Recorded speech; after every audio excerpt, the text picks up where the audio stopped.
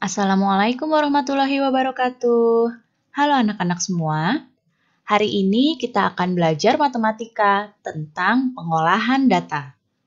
Sebelum mulai belajar, kita berdoa terlebih dahulu ya. Berdoa dimulai.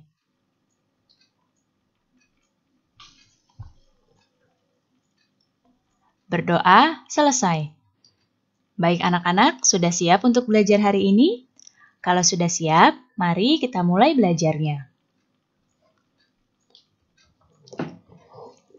Tahukah kamu apa itu data?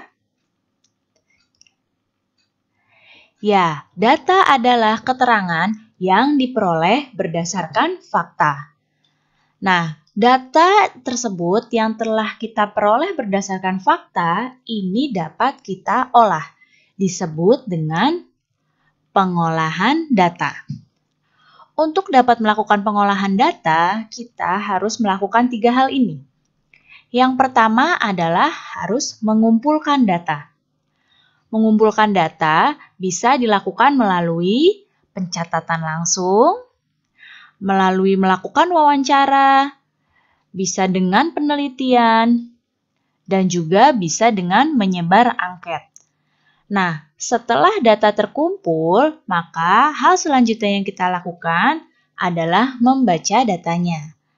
Ya, setelah membaca data, kita dapat menyajikan data tersebut. Nah, sekarang kita akan mempelajari membaca data terlebih dahulu ya.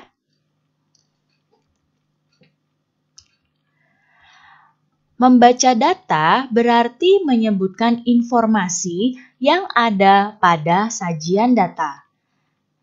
Nah, membaca data ini bisa membaca data dalam bentuk daftar, bisa juga membaca data yang bentuknya tabel, membaca data yang berbentuk diagram gambar, membaca data yang bentuknya diagram batang, membaca data yang bentuknya diagram garis, dan membaca data yang berbentuk diagram lingkaran. Kita akan pelajari semua ini. Diperhatikan baik-baik. Yang pertama adalah membaca data dalam bentuk daftar. Nah, sekarang perhatikan daftar berikut ini. Nah, di hadapan kalian, ini ada daftar peserta lomba mewarnai tingkat kelurahan. Ya, dengan daftar peserta yang ada di bawah ini, yang Ibu tunjuk dengan panah. Nah, di sini mari kita coba baca data yang berbentuk daftar ini. Jadi, setelah kita amati daftar ini, dapat diperoleh informasi sebagai berikut ini. Yang pertama adalah informasi jumlah anak yang mengikuti lomba dari masing-masing sekolah. Sekarang dilihat nih datanya.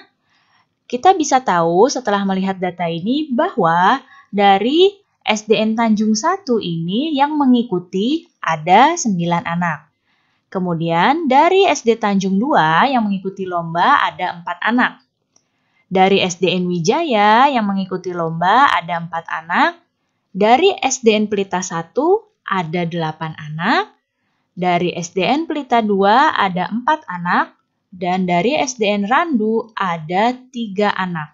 Ya, jadi dari data ini kita bisa mengetahui jumlah anak yang mengikuti lomba dari masing-masing sekolah.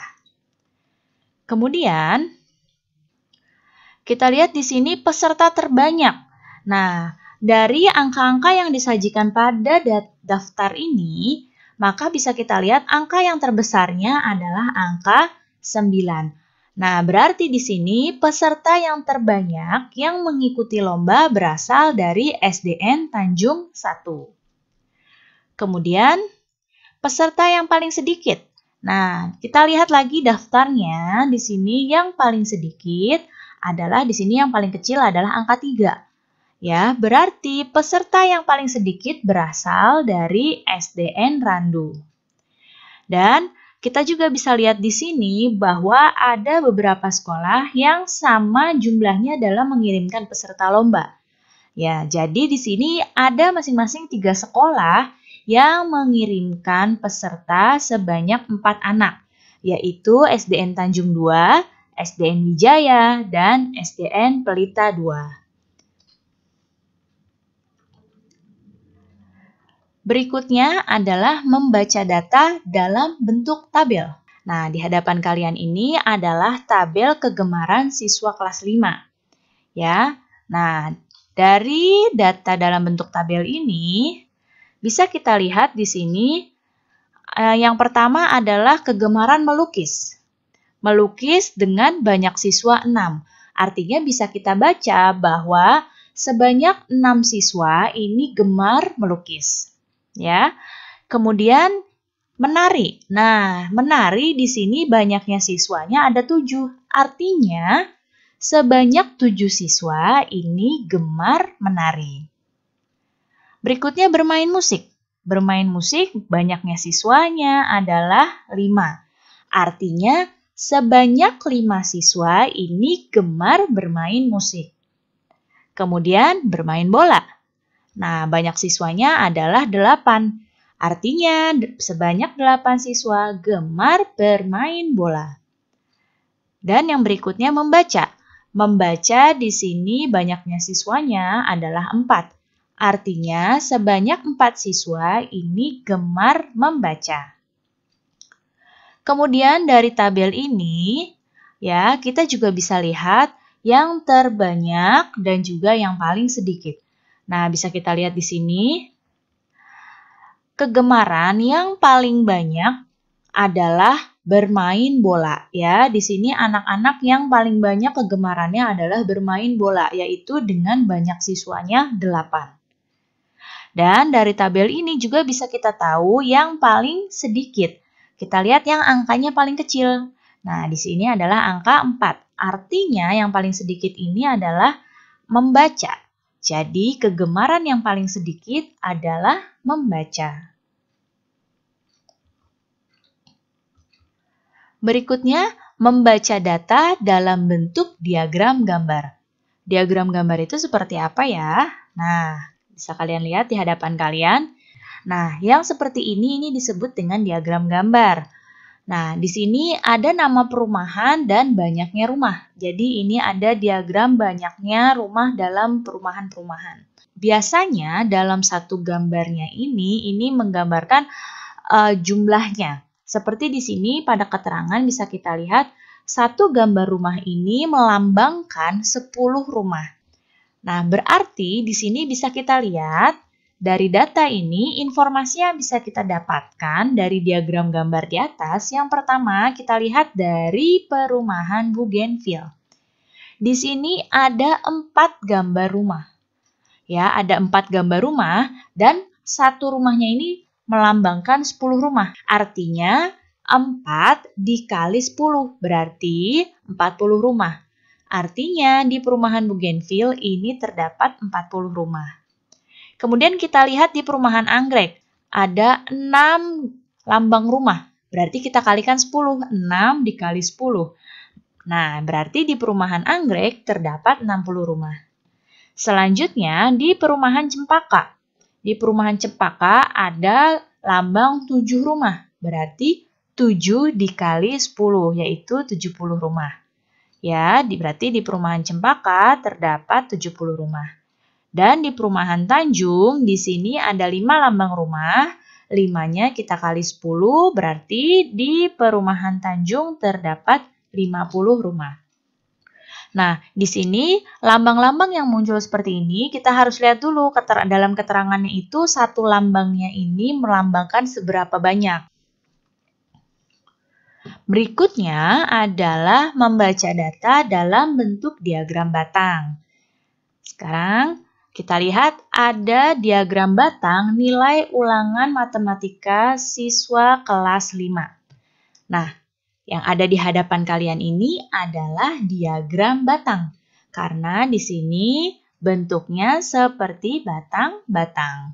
Bisa kalian lihat di sini, yang horizontal ini adalah nilainya dan yang vertikal ini adalah banyak siswanya. Nah, di sini coba kita lihat informasi apa yang bisa kita baca dari diagram batang di atas. Kita lihat yang pertama, yaitu nilai 6. Nilai 6 ini kalau kita tarik garis lurus, nah garis putus-putus seperti ini berada di angka 4. Artinya sebanyak 4 siswa dapat nilai 6. Kemudian yang selanjutnya nilai 7. Kita tarik garis lurus lagi seperti tadi. Nah, seperti ini jadinya. Namun di sini tidak ada angkanya. Nah, di antara angka 6 dan angka 8 di sini adalah ada angka 7, cuma tidak dituliskan di sini. Kalau posisinya di tengah-tengah, itu artinya angka yang berada di antara angka tersebut. Di sini berarti sebanyak 7 siswa ya mendapatkan nilai 7. Nah, kemudian yang selanjutnya adalah yang nilai 8. Kita tarik garis lurus. Ternyata berada di angka 10, artinya sebanyak 10 siswa mendapatkan nilai 8. Berikutnya adalah yang angka 9 dapat nilai 9. Di sini ditarik garis lurus, nah kembali lagi ada di tengah-tengah. Di antara 8 dan 10 artinya di sini ada angka 9. Nah berarti sebanyak 9 siswa mendapatkan nilai 9. Dan satu lagi yang dapat nilai 10. Kalau kita tarik garis, nah ini juga sama ya, berada di antara angka 4 dan angka 6. Berarti di sini adalah angka 5. Artinya sebanyak 5 siswa mendapatkan nilai 10. Nah, yang berikutnya adalah membaca data dalam bentuk diagram garis. Sekarang perhatikan diagram yang ada di hadapan kalian ini.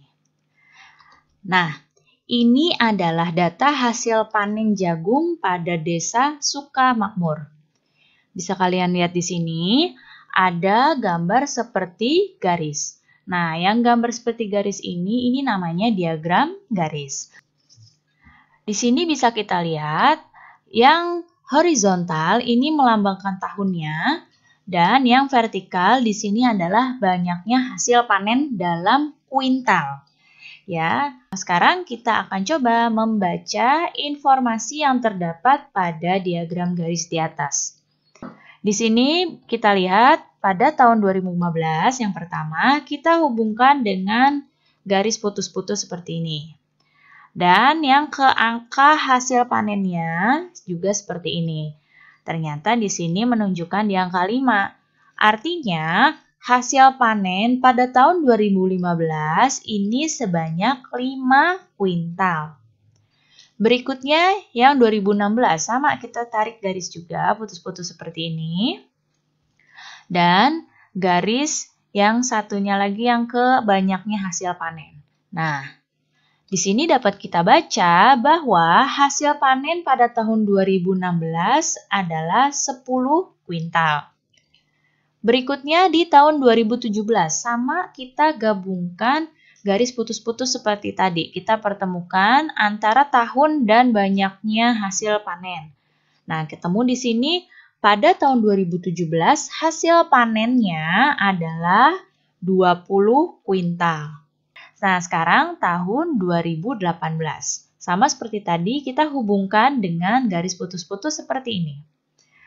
Nah, kita baca pada tahun 2018 hasil panennya adalah 15 kuintal.